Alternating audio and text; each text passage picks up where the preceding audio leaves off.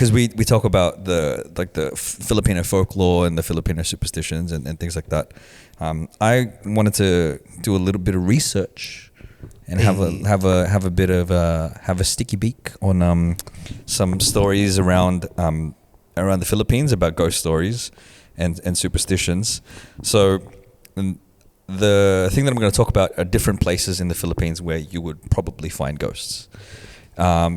There's a massive list, and I think pretty much everywhere in the Philippines, you'd go there and there'd be ghosts. There'd be ghost stories. I feel like that's the reason why Garcia's story about the aswang in the bus kind of blew up, because people relate to that shit. Yeah. Yeah. At one point or another, someone's heard something similar. Yeah. Yeah. So, okay, the first place that I'm talking about is, so there are two mountains. So there's a place called Mount Banahaw, and that's called the Holy Mountain. But right next to it is a mountain called Mount San Cristobal, and it's considered the Devil's Mountain. And if you think about, like, the suicide forest in Japan, it's similar to that, because there's so many. So these two mountains are dormant volcanoes. Yeah. And like this one Devil's Mountain, the Mount San Cristobal, there are stories of hikers going missing every year. So they don't necessarily go there to unalive themselves. No. It's people going missing. People go missing. So one of the stories that I'd read was someone who was living near Mount San Cristobal. Him and his dad were, in one of the local shops, and then some American hikers went to the area, and they're like, "Hey, what's the best place for us to get to the top of the mountain?" And the dad's like, "You don't go to the top of the mountain. You don't go there because that's bad shit will happen." Anyway, apparently the story went that the hikers made their way up, maybe halfway up the mountain, and they camped just near off like a edge of a cliff. They're sitting on the edge of a cliff, with their legs hanging off the cliff, and they're just enjoying the scenery. Yeah. And then one of them felt like a pair of hands grab their legs and they yanked them down off the cliff. Yeah. And the other one as well, the two people hanging off the thing, they fell down. The last person, so the three of them, the last person got lost in the forest. So he was trying to make his way down the forest, but every time he was walking down, it just seemed like he was ending up back in the same place. So as if the forest wouldn't let him out. Yeah. He eventually found his way out. There was like newspaper article and everything. They found one of the hikers fallen at the end of the cliff, and the other person they never found again. And you hear a lot of those stories. There is a website that tells you, like, yeah, you can go hiking here, but like they encourage you not. I like to try and debunk stories. Whenever, you hear these stories, right? It's always like some mad explanation, but this is like... Just try not to be racist. I know. I try to... Yeah. Let's refer to them as tourists. Yeah. So it's just... unprepared Tourists. So they came to the country and saw dense forest, like tropical dense forest. He goes, you know what? I've gone hiking before. I can go traverse that. Yeah. And it's like, yeah, I've got a water bottle. It's all right.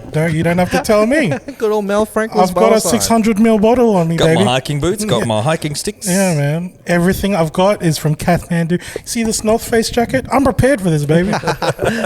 Show me the top of that mountain. I can afford North Face, bro. I can afford to walk this track, bro. Yeah, it's probably that, but like, yeah, they got a website that you can. Is it called Crispy Pata? What? Because that's the creepy pasta of... Crispy pata. Creepy I like pata. it. Crispy pata. I love that freaking video of that chick calling... Crispy. Like, oh, it's crispy. It's crispy, huh? No, hindi creepy. Hindi crispy, creepy. It's upset. It's like, yeah. K-C... Yeah, he started with a K. Oh my god. So okay, that's one place. I've never been to that area in Mount San Cristobal. But the place that I have been to And Garcia, Yeah. you've been here too, Intramuros, Yeah, Fort Santiago. yeah. So during World War II, Fort Santiago was captured by the Japanese. And then in 1945, the Filipino and US forces liberated Manila. And with that, they recaptured Fort Santiago. And it's this fort in Intramuros, which is the walled city near Manila. And what they found there after the battle was 600 Yeah, bro. corpses Fucked up, man. in the fort, in the dungeons, and also in like the storage rooms and stuff You like can that. walk through there too. Yeah. So Apparently, it was so it's like a massive, like basically a basement that they dug out. Yeah. They used to keep all of the ammo and all that stuff there, but whenever it rained, you know how Philippines in rain, Yeah. all of that ammo It get flooded. fucking flooded. So they built a building next to it to keep all of that stuff. Mm. That area became like empty, and then they threw all those prisoners in there. Yeah. And basically just fucking left them die. Yeah. Dude, the tour will walk you through, like you're allowed to walk through there. And they put like figurines of what the prisoners would have looked like. They have mannequins and stuff, and they have photos of Yeah. like the actual corpses and stuff. It's morbid. I didn't want to fuck. go in there, man, because I'm still, dude, like this is a place where a lot of people like spent their last breath Yeah. in agony, bro. Yeah. I'm not about to treat that like a fucking, like a, What if you had a A North tour? Face jacket, bro? then if I had a 600 ml bottle of Mount Franklin, maybe, Fiji water, you know? And they and some Kathmandu And they say- hiking shoes. they say that you can still hear the screams or sounds of the dead soldiers and the civilians that were tortured in Fort Santiago sometimes at night. And I remember because there are statues of I guess soldiers and things around peppered around Intramuros and Fort Santiago. I was walking and there was one just in a corner and I freaked myself out because I was walking like, oh shit, there's somebody sitting there, and I'm like, it freaked me out, man. Like people go in there, and it's like, again, it's like a tourist thing. And if you go there, I'm not judging you, dude. It's just I couldn't fucking do it. No, it's like me, like if I went to go to the cemetery, right? I'm Yeah. not stepping on people's graves, Yeah, like on purpose. Like I'm walking around it. You know what I mean? It's like that. It is such a morbid experience, and because I went in there to do I did a tour, went into the thing, and Don't worry, Garcia's not judging you. just like even Unbelievable. even when we went to the National Museum, Yeah. there's one section of the gallery where it depicts the torture and what the Japanese did in Manila. And it is like just it's such a I don't even know how to describe the feeling. Not depressing is not the word for it. It's just like I don't even understand. It's fucking terror. I can't imagine what people would have gone through. Like my Lola has described to me walking to Baguio and seeing dead bodies on the road, but like I can't fathom that. Yeah, you know what I yeah. mean? And it's It's like crazy. an old school hatred, bro. Yeah. That's why your Lola didn't watch Pokemon.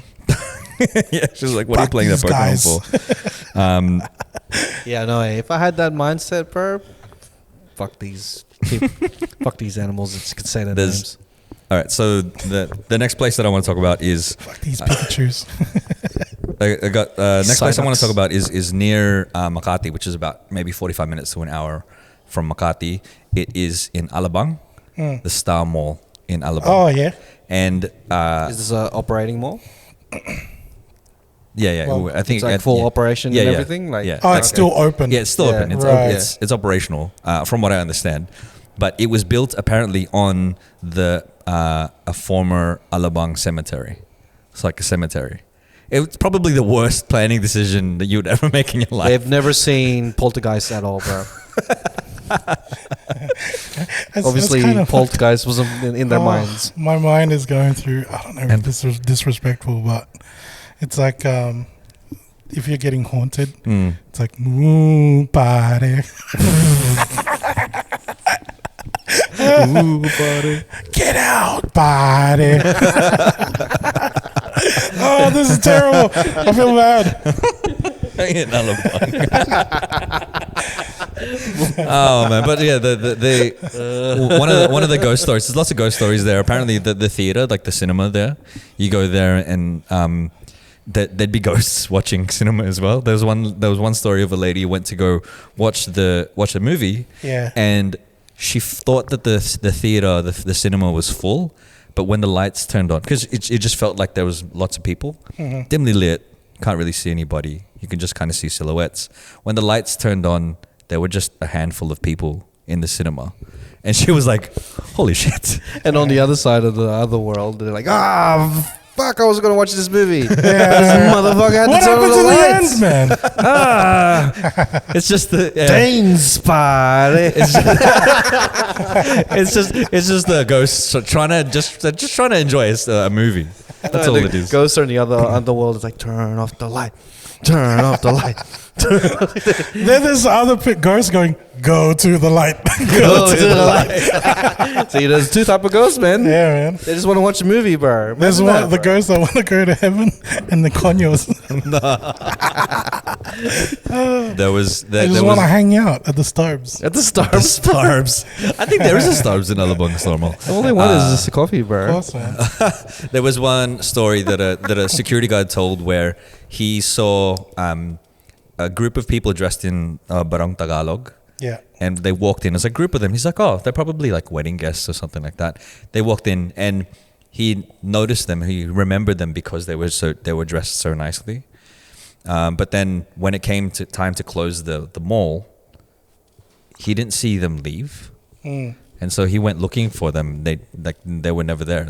He just ended up closing the mall. And trying to debunk it as well. Yeah. They probably went there and they were like, "Oh, we're probably overdressed." They bought clothes and then they changed. And then they walked out. Yeah, they did come from a wedding. Yeah, they're like, "Fuck, we need some." They did what I did at that Indian wedding, bro. Yeah. They looking around. I was like, "Bro, no one's wearing the same thing I'm wearing, bro. Just take off the jacket." Let me get some North Face jackets. Where can we go hiking, sir? All right. So the final place that I want to talk about is away from Manila. It is San Juanico Bridge, is the longest bridge, or one of the longest bridges that connects two islands in the Philippines. It connects Leyte and Samar. It links Tacloban and Santa Rita in Samar. So, and it's said that it's one of the biggest tourist attractions. It's one of those things like similar to Harbour Bridge, where it lights up. They light it up, and it just brings more economy to the cities because it connects the two cities. Yeah, it makes money for them. But the legend of this bridge goes that the person who was in charge of building this bridge, they sought out help from. Basically, there was a superstitious person. And they sought out help from ghosts. They sought out help from Aswangs. No. So they sought out help. Made a deal with the devil. Similar. Literally. Made a deal with the demonio. So similar. They went to see a an unborn baby in this bridge will be built. Manghuhula. Which is basically a fortune teller. Yeah. And the fortune teller said that... Hula teller. Yeah, hula teller. Or someone that does hula hoops really well. They were just like... Manghuhula. They're in the hula hoop like this. And they said to them like... Your future will be... They basically said, in order for you to strengthen the foundation, the foundation needs to be strengthened with blood.